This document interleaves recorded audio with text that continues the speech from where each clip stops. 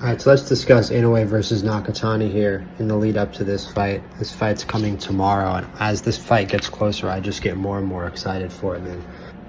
You know, this is probably, if not, it's the biggest fight in Japanese history, if not the biggest fight in the entire history of Asian boxing, although there may be some Thai boxing fans, even some Filipino boxing fans who have beef with that. But, I mean, this is an undisputed clash between two just titans of the sport in their country, two men for whom, you know, yeah, this fight being a massive deal for both of their legacies. But, you know, I think it's also a case where both men can afford a defeat in terms of still being a legend of Japanese boxing. Unquestionably, these men will still be legends of Japanese boxing even if they lose this fight, which is an unbelievable thing to say. But the thing that really makes this fight entertaining to me, that makes me so excited for this fight, is that Nakatani has endlessly more to gain and Inoue has endlessly more to lose, and that despite being a fight between two legends, there's still so clearly an A side and a B side, a favorite and an underdog to knock him off. And it's going to make for great dynamics. If there's moments in this fight where it looks like Nakatani's going to win, I mean, it's just peak. It's peak entertainment. It's peak boxing, because the truth is, Inoue should be running this fight from the opening bell to the end. Like I said, I expect Inoue to dominate the early rounds and the late rounds of this fight. If you want, you know, my more comprehensive prediction, watch my previous preview and prediction video on this fight. This is more of my final thoughts on this fight. But my real thoughts on Nakatani in this fight, and my concern for Nakatani in this fight is, you know, I do think that Nakatani is a, you know, of course he is literally a, you know, a unified world champion. I believe he is that level, maybe even an undisputed. If Inoue wasn't in his division, he would be an undisputed level fighter. He is that good of a fighter. He's that special of a southpaw. He has that good of an offensive skill set. He's that dangerous. He's got that natural finishing instincts, and he is also that tough, and he's also incredibly smart. There's a lot to like about Nakatani. But Inoue is even a level above Nakatani, right? There's no maybe as to whether or not Inoue is an undisputed champion. Inoue is an undisputed champion. Inoue is an all-time great. No ifs, ands, or buts, no maybes, right? We saw earlier this year with Devin Haney versus Brian Norman what happens when somebody just has a higher level of technical ability than the fighter across from them, as great as the fighter across from them might be. And I think there's going to be a lot of things that Inoue can say in this fight that Nakatani does not have an answer to. But Nakatani's offense is going to be enough to make this fight extremely entertaining. You don't have to have an answer for every question. But I think that it's a different thing with a fighter as good as Inoue and a fighter as good as Nakatani. It's similar to what I talked about just now. Right? Think about a fighter like TJ Dehaney. Think about TJ Dehaney when he fought Naoya Inoue. TJ Dehaney is, you know, a scrappy Irish southpaw, but miles beneath in terms of technical ability Naoya Inoue, and Naoya Inoue basically destroyed him. But part of me thinks that even a fighter like TJ Dehaney, a fighter with a more simple approach, is in weirdly a better spot against a fighter like Inoue than a fighter like Nakatani might be, because a fighter with a more simple approach, a fighter with even a more amateur-ish approach, right, closer to being amateur, they might just have a few ideas.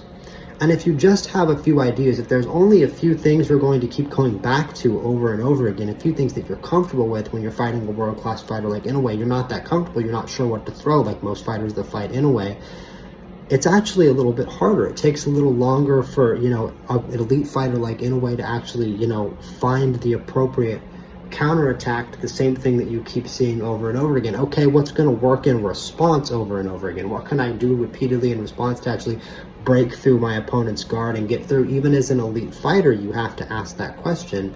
Well, okay, from there it actually becomes a little worse for a fighter like Nakatani, who has a little bit bigger of a bag of tools, right? A little bit deeper of a toolkit.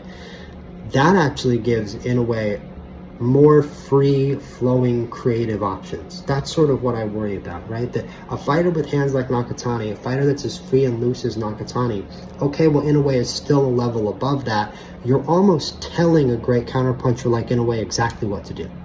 right? If you're just a slight little level below Inoue, that's actually Inoue's dream. That's what you saw in Haney versus Norman. That's why Haney was able to knock down Norman in the second round, right? Norman actually has a pretty deep toolkit when it comes to offense, right? Well, he showed a lot of different looks to Devin Haney, and eventually Devin Haney was like, oh, okay, sure, pop, counterpunch. And it's like Brian Norman was just trying to do too much. Nakatani is a great example of a fighter who's going to go in against a fighter like Inoue and try to do too much, right? Nakatani is exactly the fighter who would try to do too much against Inoue. So watch out for that. Watch out for a knockdown in the first half of the fight for Inoue. The truth is, I think both these guys are tough. I think both these guys are tough for 122. I think you could even see a fight with multiple knockdowns on each side and no knockout. I'm sorry, not multiple, but just each fighter getting knocked down at least once and no actual knockout, right? Because both these guys are just tough and they can get out from tough shots, and they're both pretty big and tough for 122. And that's something I also wanted to talk about in this fight, was the size of Nakatani at 122. And I've seen a lot of people talking about how the size of Nakatani at 122 is going to positively affect him in this fight and, you know, allow him to wear on Inoue. But that's my main thing for Nakatani in this fight. I think Inoue is just tough, right? Inoue took that big shot from Cardenas. Like I said, it's part of why I'm picking Inoue in this fight so soundly, is because I think I've seen him take a shot harder than anything Nakatani can throw in that left from Cardenas, right? Also a southpaw, by the way. In that big left from Cardenas, he took that shot clean and got right back up. I don't really think that Nakatani can hit him with anything that hard. I think Nakatani hit Sebastian Hernandez with some really hard shots, and I don't think that he even won that fight. I still think that Nakatani lost that fight. And, you know, he shouldn't really be undefeated. And, you know, this, again, if they actually, you know, score that fight correctly, this fight doesn't get made. So, you know, apples and oranges, it is what it is. It's a sad part of the game. But, yeah, I didn't think that fight was scored correctly. I thought that Nakatani lost. But it shows that Nakatani can throw power punches at this weight class, and it's not going to make a difference against the real elite fighters in the game. This is only his second fight, I believe, at 122.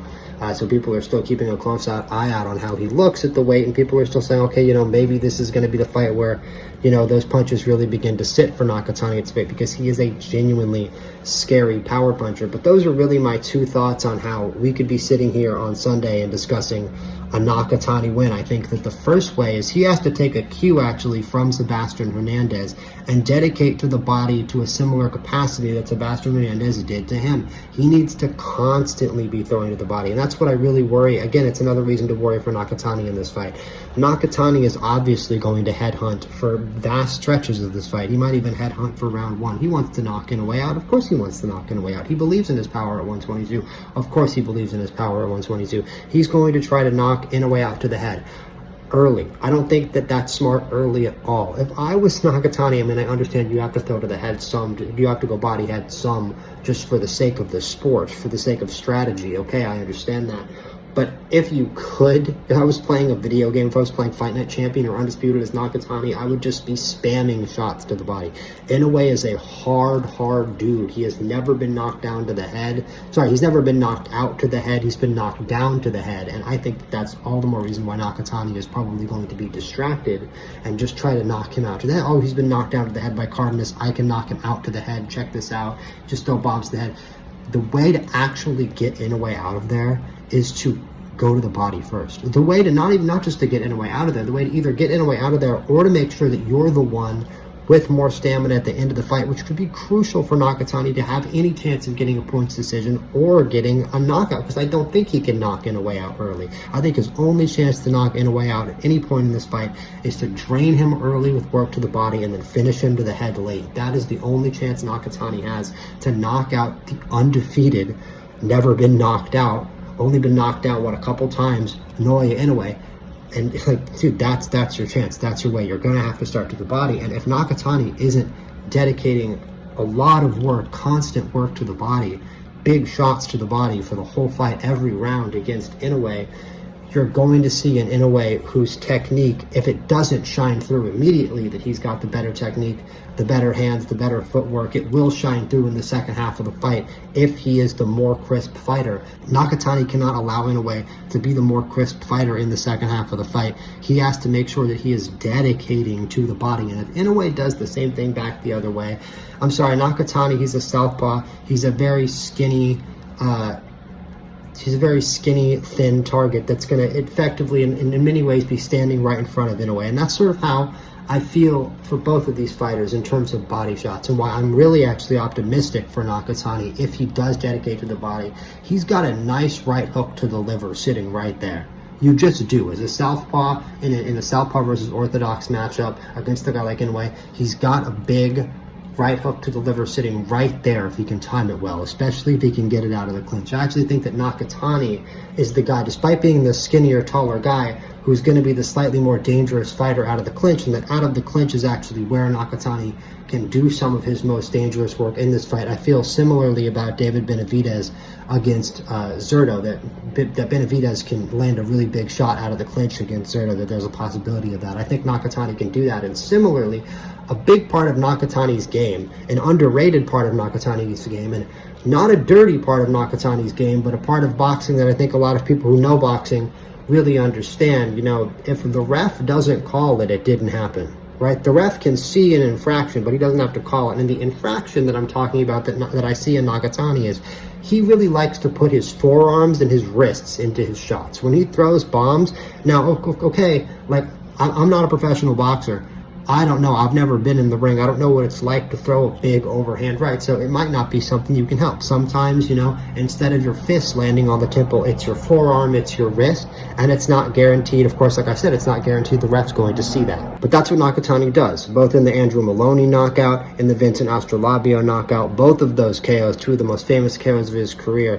He hit the guy with a lot of his wrist and a lot of his forearm in the process of throwing the shot. And throwing a shot like that is a lot more likely when you're ducking under, and it's a lot more likely out of the clinch. And I think that that kind of a shot is a really good bet for knocking out somebody like Inoue, because a lot of times guys with these knockout records, right? Okay, you know, back in the day you have rumors like, oh, are their gloves loaded? I'm not making any kind of negative accusation towards Nakatani here. I think it's a bit of gamesmanship and a bit of ring craft. I mean, it's brutal, but it's to some way, at least to me, he's obviously got power in his fist as well, but to me it's a bit of a trademark of his, the fact that he's willing to throw the rest of his arm a little bit into his punches when he throws those knockout shots. If you want to knock out somebody who's never been knocked out before, man, it makes a lot of sense that doing that is a way to do it. How do you trap Inoue? Well, you know, you gotta just take advantage of you know, a little bit of gamesmanship, if you know what I mean, right? Just make advantage of the rules or the not rules